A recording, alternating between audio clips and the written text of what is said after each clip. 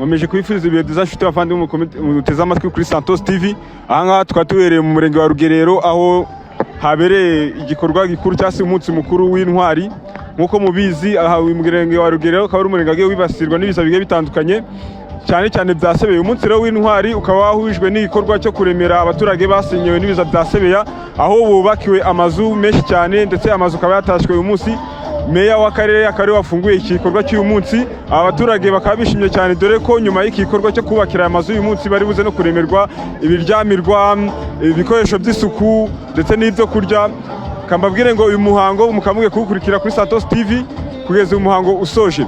Uyu muhango witabiriwe n'inzego zigiye zitandukanye, aho witabiriwe n'ukuri ingabo mu karere ka Rubavu ndetse na Nyabihu, n'izindi nzego zigiye zitandukanye, abakorerabushake ndetse n'urubyiruko rugiye rutandukanye. Babwire ngo dukomeze twera amaso uko uyu muhango w'uyu munsi wagenze. Urakomeza ubwo rero muri mwese muri intwari ku giti cyanyu n'ibyo mukora n'ibyo mufasha gahunda za leta byose, gahunda zitandukanye, ubumwe n'ubwiyunge, iterambere ry'igihugu, kurinda umutekano. Burya ubutera ikirenge muri za ntwari turimo kwibuka uyu munsi cyangwa twizihiza, kandi murabibashimira uburyo bukora. Ikindi barangirizaho rero ibyo bijyanye n'umutekano sinavanga na kivuze. Mu bihe bishize twavuganaga n'umuyobozi hano batwereka abantu ibisasu byaguye zo mu bikomeretsa n'abantu, mwarabibonye.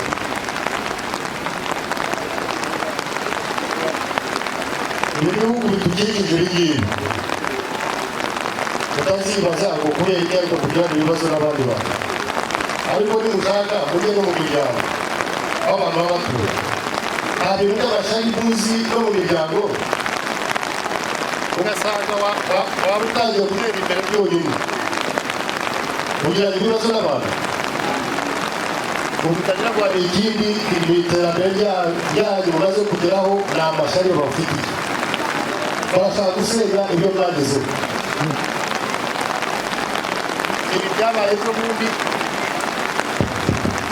byabaye ejo bundi hari umuntu wabitekerezaga, ntawabitekerezaga. Niyo mpamvu rero mutagomba guhuga. Ushobora guca mu gitondo uwo witaga inshuti yakubereye umwanzi kubera ishyara gufite. Bakeye mu gitondo hano Kongo n'abambari bayo FARDC igisirikare cya Kongo bafatanyije na FDL, bafatanyije n'abacancuro mwarababonye abazungu benshi bacishije hano basubiza iwabo, bafatanyije n'abarundi, bafatanyije na Wazalendo, baracuze umugambi wo kugira ngo babarimbure. Bari baracuze umugambi wo kugira ngo babarimbure bahereye mu karere ka Rubavu. Barabibagaragariye kubisubiramo, barabibagaragarije aho bafata imbunda zose bakazereka. Abo babikora berekeza n'imbunda hano, abenshi namwe bene wacu bavandimwe banyu dufite ibyo dupanga, bariya bari muri FDL hariya. Yafashe kiriya kibuga cy'imirwaniro wiga akerekeza hano, ntabwo abazi ngo kiragwa kuri gihe cyangwa kiragwa kuri Nyirasenge cyangwa Nyirabukuru. Ubwo rero mwumve abantu ukuntu bayibutse ni uwo mugambi baje. Ibyo nabizeza, ibyo nababwira nuko umutangabuhamya yabivuze. Ibisasu gahunda bari bafite yo gukorera Rubavu, gahunda bari bafite yo kuba bakora muri Rubavu, iyo hatabaho ingamba zo guhagarika iyo gahunda, ubu tuba tuvuga ibindi bintu. N'umwanya wo kwicara hano ntabwo bakaba bari tuwufite.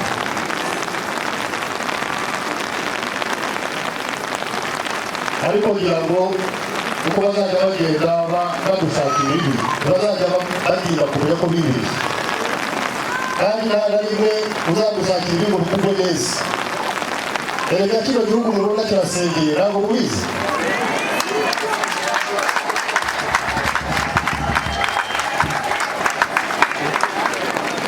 Kirasengeye, uzagenda kugira nabi bizajya bimugarukaho.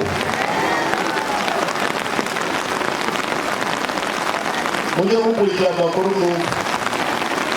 Ibyo rero ndagira ngo mbizeze abaturage bo muri uyu murenge, abaturage bo mu karere ka Rubavu, mufite ingabo nta kindi zishinzwe.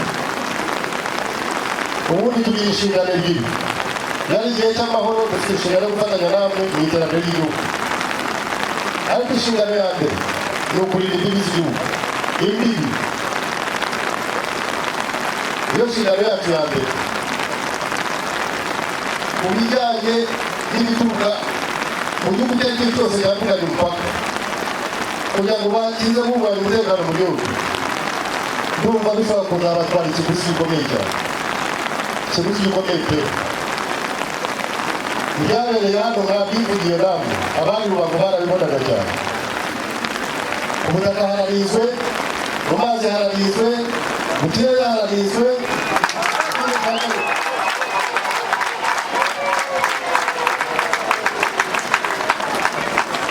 Ahasigaye gushishikara no gushaka iterambere no kuzamura imibereho myiza no kurwanya bwaki mu bana bacu, ibindi mubisigire ababireba. Umutekano wo mu gihugu turawufatanya, umutekano wo mu mipaka ni uwacu, umutekano wo mu mazi haraho bireba, umutekano wo mu kirere ahantu hose haragadiye kutagira ikibazo. Nta kiratubuza kugira ibirori byiza. Ndagira ngo mbanze nshimire ababyinnyi itorero ryatugiriye mu mvura kandi tukaryoherwa.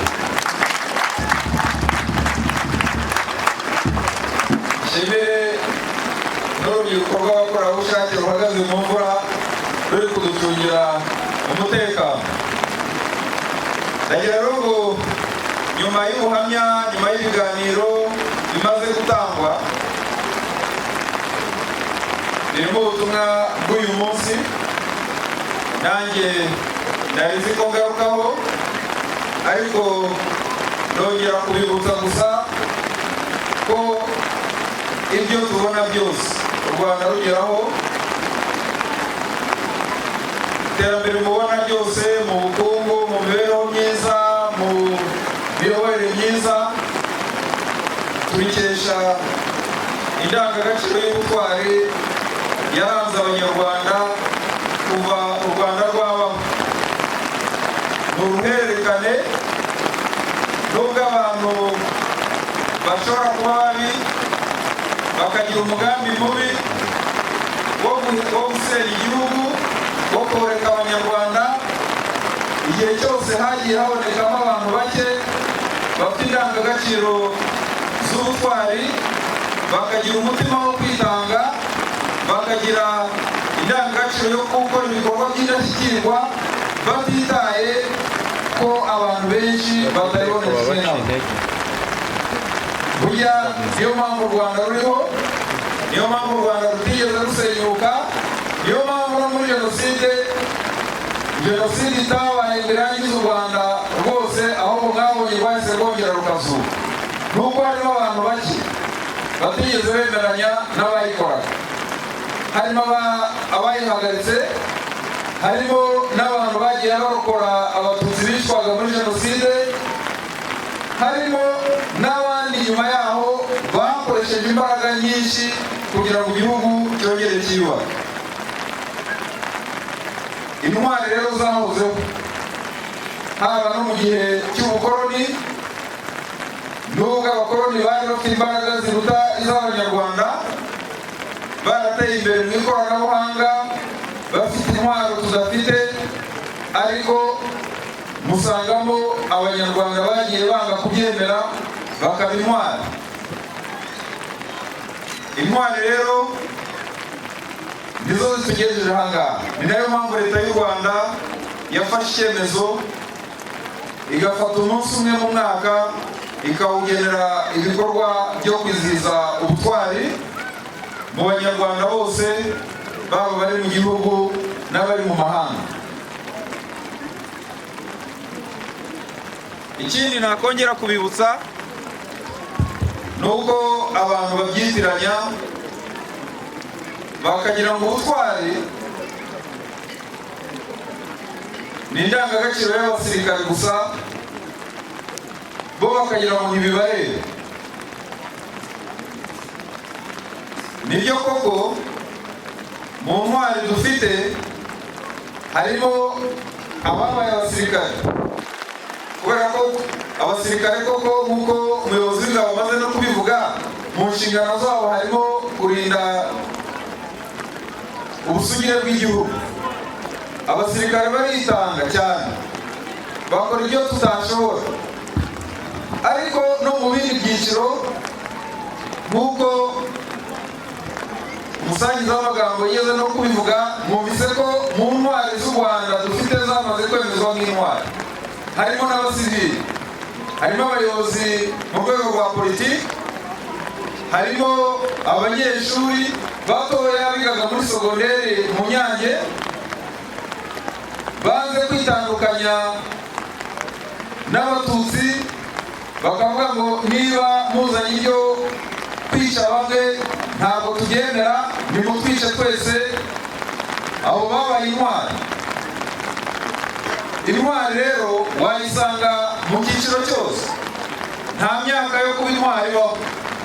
N'umusaza w'imyaka 80 yatangira ibikorwa by'ubutwari kandi akaba intwari. N'umukecuru, ntabwo ari iby'abagabo gusa, ntabwo ari iby'abagore gusa, ni iby'ibyiciro byose. Umuhinzi yaba intwari, umunyonzi yaba intwari, umwarimu yaba intwari, umucuruzi yaba intwari, umubyinnyi yaba intwari.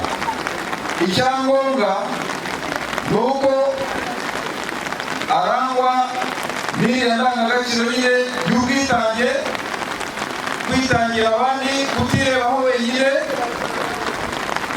agakora ibikorwa by'indashyikirwa, ni ukuvuga ibikorwa bidasanzwe, ahubwo agakora ibikorwa bituma ajya imbere y'abandi bose bakamufatiraho urugero. Nta kintu cyakubuza kuba intwari uri umuhinzi w'urutoki, nta kintu cyakubuza kuba intwari uri umworozi. N'ubu hari aborozi namenye bafashe icyemezo cyo guca imirire mibi aho bafite inka, bagatanga litiro y'amata bakayahuriza rimwe hamwe, bakayashyikiriza umurenge ukashyira ingo zifite ikibazo cy'imirire mibi. Abo bantu baba bari mu bikorwa by'ubutwari, kuko hari abandi batabishoboye, hari abandi bakunze amata yabo bajya kuyagurisha kandi basize ikibazo aho bari. Umucuruzi ashobora kwitandukanya n'abandi bacuruzi banyereza imisoro, akavuga ati ndabizi igihugu cyubakwa n'imisoro. Numvise uwo mutangabuhamya atanga urugero rwa sisiteme yasamaga amabombe yavaga muri Kongo aje kutwica. None se iya sisiteme ntiyakozwe mu misoro? None se imisoro ntiyatanzwe natwe? None se ubwo umucuruzi ufata icyemezo cyo kunyereza imisoro, cyo kujya kwambutsa ibicuruzwa ku mupaka bidasora, uwo yaba intwari? Rero ubutwari ni naryo somo nshaka gutanga muri uyu mwanya ryonyine. Buri wese yitekerezeho, buri wese yibaze, avuga ati ariko ubundi ibyo nkora sinaba intwari? Nusanga hari ibyo wakoraga binyuranyije n'umuco w'ubutwari, wibaze ni iki nakora kugira ngo ibintu biveho. Nicyo bimaze. Ziriya ntwari tubona ku rutonde ntabwo ari zo zonyine, kuko hari n'abandi batamenyekanye, ariko hari n'abandi bazaba intwari bakiriho bari gukora ibikorwa by'ubutwari. Ejo niba namenye amakuru y'abantu bo muri uyu murenge bagiye bivanga n'impunzi hariya hakurya, nabo biyita impunzi, baremera barara mu ihema basize ingo zabo, ngo bari kugira ngo baze kubaha biswi z'uburu. Ubwo muri abo bashakiramo intwari, namwe mumbwire, umuntu ashaka amatera yindi impunzi, hari abagiye bagura ku rurimi bakamera n'abatazi ikinyarwanda. Abo nabo ngo bene abo nabo baza n'ahangaha. Iyo ni imico y'ubugwari, ni imico y'ubugwari, ariko ikosa rikomeye ni umuntu wamenye ko umuntu ari muri iyo migambi ntamubwize ukuri, ntamubuze, ntanabibwire umuyobozi. Hari abo twasezeranye mu gitondo tumaze kumenya ko ari abanyarwanda bagera muri 20 kandi b'abanyarugerero, birabatunguye. Ibikorwa by'ubutwari ntabwo tubivana hanze y'igihugu, ntabwo ari abantu baza kubitwigisha, biri mu ndangagaciro zacu, biri mu bunyarwanda bwacu, kandi twese twaje tubisanga. Ariko byaragaragaye ko hari abantu batigeze bafata iyo somo. Hari aho imodoka ikora agisida, aho kugira ngo abantu bahite bajya gutabara, aho bakagenda bakora mu mifuka y'indembe y'abapfuye, ukibaza ariko uyu ni umunyarwanda cyangwa? N'abandi barara bazenguruka mu mazu y'abandi nk'ejo bundi kubera urusaku rw'amasasu, hari abantu bagize ubwoba barahunga, abandi bagasubira inyuma bakajya mu mazu yabo bagatangira kwiba, bagatangira gusonga umuntu uri mu bibazo. Ibyo nabyo ntabwo twababwira ibyiza ngo ibi tutabivuga.